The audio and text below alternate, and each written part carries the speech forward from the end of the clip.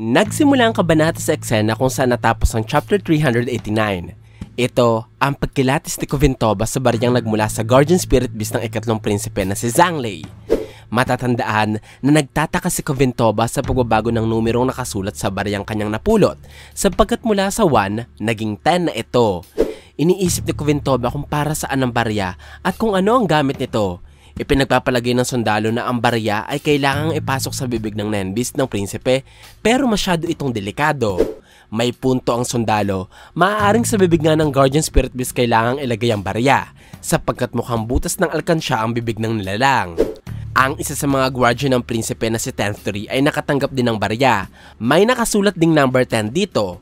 Ayon kay Zhang-Lei, naniniwala siya na ang mga barya ay nakukuha niya para ipamahagi sa mga mamamayan ng kanilang bansa. Hindi niya pa alam kung ano ang gamit nito, pero naniniwala siyang may taglay na kapangyarihan ng mga barya. Ang mga bagay na nalilikas sa pamamagitan ng Nen ay kadalasang may espesyal na kakayahan. Ang pinakahalimbawa dito ay ang mga kadena ni Kurapika. Ang plano ni Zhang-Lei na ipamahagi sa mga mamamayan ng kaharian ng Kaken ng mga barya ay mangyayari lamang kung mananalo siya sa succession contest, kaya naisip niyang gamitin ang lahat ng kanyang impluwensya para manalo. Lumabas si Zhang-Lei ng kanyang silid at nagtungo sa kwarto ng boss ng Shio family na si Honor Longbao. Ibinalita ni Kovintoba kay Prince Benjamin ang pagkikitang ito ng dalawa. Si Zhang-Lei ang benefactor ng Shio family kaya pwede siyang humingi ng tulong sa grupo ng mafia anumang oras. Sa loob ng silid ni Honor, kinamusta ni Zhang-Lei ang kalusugan ng boss ng Shio family. Inamin ni Honor na palagi siyang kinukulit ng kanyang doktor na mag-diet pero wala siyang pakailam dahil gagawin niya kung ano man ang gusto niya sa kanyang buhay. Si Honor ay kapatid sa labas ng kasulukuyang hari ng Kaken na sinasabi Huiguru. Nagkaroon pa rin siya ng marangyang buhay dahil sinusuportahan sila ng kaharian, kapalit ng pananatili nilang tahimik ukol sa kanilang tunay na pagkakakilanlan. Sinabi ni Zhang-Lei kay Honor na 3 kapatid na niya ang namatay sa succession contest. Hindi nagulat si Honor na marinig ito. Nagpaparating sa atin na alam niya ang tungkol sa succession contest. Tinanong ni Zhang-Lei kung batid ba ni Honor ang mga guardian spirit beast at ang kapangyarihan ng Nen. Bilang anak sa labas, hindi masyadong familiar sa guardian spirit beast si Honor. Pero alam niya ang Nen dahil sa kanyang mga tauhan. Pinangako ng boss ng Shio family na tatanungin niya ang kanyang grupo tungkol sa Nen at sasabihin niya ito kay Zhang-Lei agad.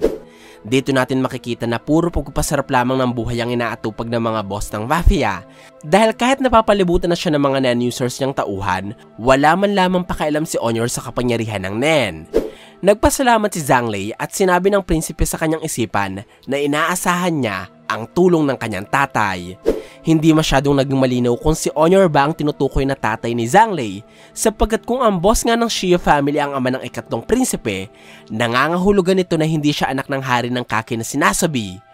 Kapag totoo ito, may posibilidad na pinapayagan ng Seed Urn na sumali sa succession contest ang kahit na sinong may dugo ng mga Huiguru at maaaring ang iba pang kapatid ni Zhang-Lei ay hindi lahat anak ni Nasobi. Ito ang nagpapaliwanag kung bakit magkakaiba ang hitsura nila Camila, Tobepa, Luzurus at Halkenberg kahit iisa sila ng magulang. At kung bakit kamukha ni Luzurus ang boss ng Char family na kapatid din ni Nasobi na si Broccoli. Sigurado ako na may tinatago si Togashi na lihim ukol sa pamilyang Huiguru at malalaman lamang natin yan sa mga susunod na kabanata. Tinawagan ni Honor ang underboss ng Shio family na si Hinrei Bigondofno upang mapag-usapan nila ang mga problemang dinudulot ng Haley family. Sinuhistyo ni Hinrei na sugurin nila ang pinagtataguan nila Morena. Nang marinig ito, tinanong naman ni Honor ang sitwasyon nila sa Phantom Troop. Matatandaan na ang Phantom Troop ngayon ay nasa loob ng headquarters ng Char family sa Tier 5. Ang Shio family at ang Char family ay nagtutulungan upang puksain ang Haley family. Sumali sa alyansang ito ang Phantom Troop sa kondisyon na bibigyan ng mafia ng access ang grupo sa Tier 4 upang hanapin nila sa palapag si Hisoka. Sigurado sila Hinrei na wala sa Tier 4 si Hisoka, kaya inutusan na ni Honor ang underboss na payagan ng Phantom Troop na magtungo sa Tier 4, habang sila Hinrei naman ay pumunta na sa Tier 3 para hanapin dito si Morena at patayin.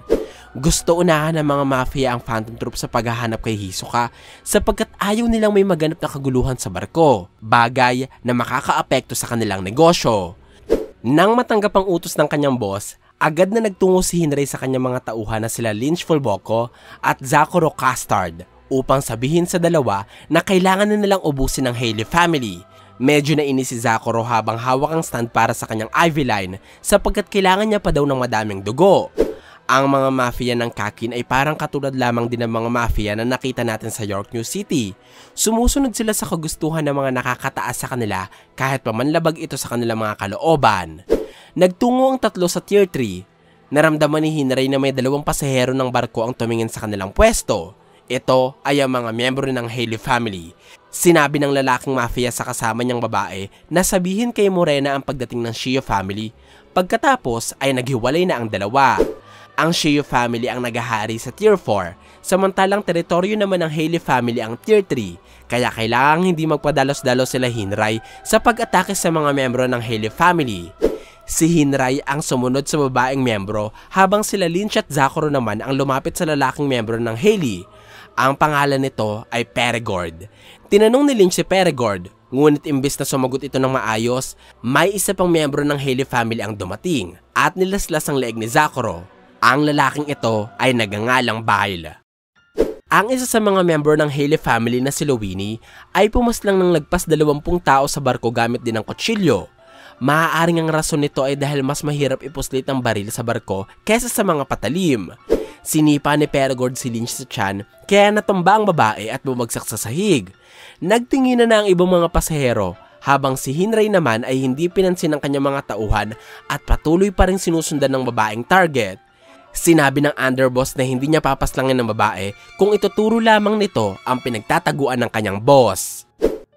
Si Morena Prudo ay hindi ang orihinal na boss ng Haley family, ngunit pinatalasik niya ang dating pinuno ng grupo at inutusan ng lahat ng mga miyembro na magpatayan hanggang sa 22 na lamang ang natira. Pumasok ang babaeng miyembro sa isang pasilyo na binabantayan ng mga sundalo. Dito niya sinabi kay Hinray na pumasok sila ng barko bilang mga sibilyan at hindi sila nagpalista bilang mga mafia. Labis na nagulat dito si Hinray sapagkat pinoprotektahan ng batas at sundalo ang mga sibilyan. Kaya, maaaring habulin sila ng batas ng Kakin kapag sinaktan ng mafia ang mga pasahero. Kinausap ni Peregord ang nakahandusay na si Lynch at sinabi niyang may mga tanong siya dito. Tumugan ng babae at tinanong niya din si Peregord kung hindi ba nito tutulungan ng kanyang kaibigan. Tiningnan ni Peregord si Bile at nagulat siya nang makita na hindi na ito makakilos matapos igapos ni Zakuro gamit ang sarili nitong dugo na tumagas mula sa nalaslas niyang leeg. Ipinaliwanag ng kabanata na si Zakuro pala ay isang manipulator na merong abilidad na may pangalang Bloody Mary. Kakayahang tumutulong sa lalaki na manipulahin ang kanyang mga dugo. Ito ang dahilan kung bakit palagi siyang may dalang Ivy Line na may lamang dugo. Pinasalamatan ni Zakuro si Bile dahil sa paglaslas nito sa kanyang liig. Nagpapasalamat siya dahil hindi kaya ni Zakurong sugatan ng kanyang sarili para magamit lamang ang kanyang abilidad. Sinamantala ni Lynch ang pagkagulat ni Peregord at pinagsusuntok niya ito gamit ang kanyang abilidad na may pangalang Body and Soul. Gamit ang nine ability na ito, naririnig ni Lynch ang inner voice ng kahit na sinong tao na tinatanong at tinatamaan ng kanyang suntok. Sa tulong nito, nalaman ng babae na 23 miyembro na lamang ang natitira sa Haley family at nalaman niya mula kay Peregord ang nine ability ni Morena na magkakaloob ng kakayahan sa kanyang mga tauhan. Ang abilidad na ito ay may pangalang Contagion, pero magagamit lamang ng mga tauhan ni Morena ang mga abilidad na ibinigay sa kanila sa oras na makapaslang sila ng sapat na bilang ng tao. Nagresulta ang kondisyong ito para pumatay ang mga miyembro ng Haley family ng maraming pasahero ng barko. Nawala ng malay si Peregord dahil sa mga pagsuntok ni Lynch. Sakto namang bumalik na si Hinray at sinabi niyang kailangan na nilang umalis sapagkat ang kinakalaban nila Lynch ngayon ay mga sibilyan pagdating sa mga papeles. Kasama ni Hinray ang mga sundalong nagbabantay sa lugar. Sinabi ng isa sa kanila na hahayaan nila makaalis sila Hinray bilang self-defense lamang ang ginawa nila Lynch. Pero binalaan niya ang mga ito na huwag nang magpapakita sa Tier 3. Base sa pagkasalita ng sundalo, mapapagtanto natin na kilala ng mga ito sila Hinray at alam ng mga sundalo na miyembro ng mafia ang grupo. Nangako si Hinray na susunod sa kagustuhan ng sundalo at para makabawi sila sa abala, binigyan ni Hinray ng suhol ang mga sundalo at umalis na sila sa lugar. Kapansin-pansin na hinawakan ni Hinray ang baril ng mga sundalo. Mukhang paraan niya lamang ito para pakalmahin ang dalawa. Pero ginawa niya ito para mag-iwan ng sorpresa sa kanila. Noong nakalayo na ang tatlo sa mga sundalo, tinanong ni Lynch kung aalis na ba talaga sila sa Tier 3 at babalik sa Tier 4. Hindi direktang sinagot ni Hinray ang katanungan, pero sinabi niya na kaya din nilang labagin ang batas ng Kakin at Mafia. Kasunod nito ang eksena kung saan makikita ang dalawang sundalo na masayang masaya sa natanggap nilang pera. Sa kasamaang palad, hindi na nila mapapakinabangan ito sapagkat ang mga baril na hawak nila ay nagbagong anyo para maging ahas. Tiningnan sila sa kanilang mukha at nagbuga ng mga bala para tapusin ang kanilang mga buhay.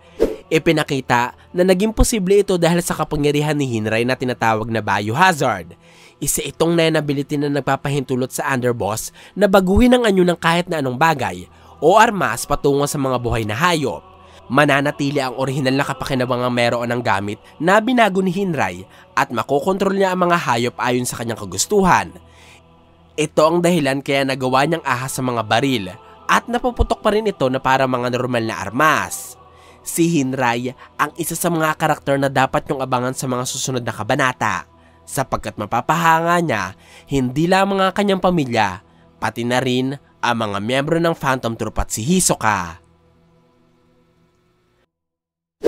Shoutout muna kanila Sam Tuling, Iris Hias, Ace Andre Roque, pati na rin kanila Marvin Alngog, Richard Bulyanas, Jason Dulag. Ito po ang full chapter review ng chapter 51 ng Dark Continent Arc. Sana po ay nagustuhan nyo ang aking paliwanag. Kung may mga katanungan pa kayo o gustong idagdag ay wag po kayong mahihiyang mag-iwan ng komento sa ibaba. Maraming salamat po sa panonood ng aking videos. Ako po si JE, hanggang sa muli!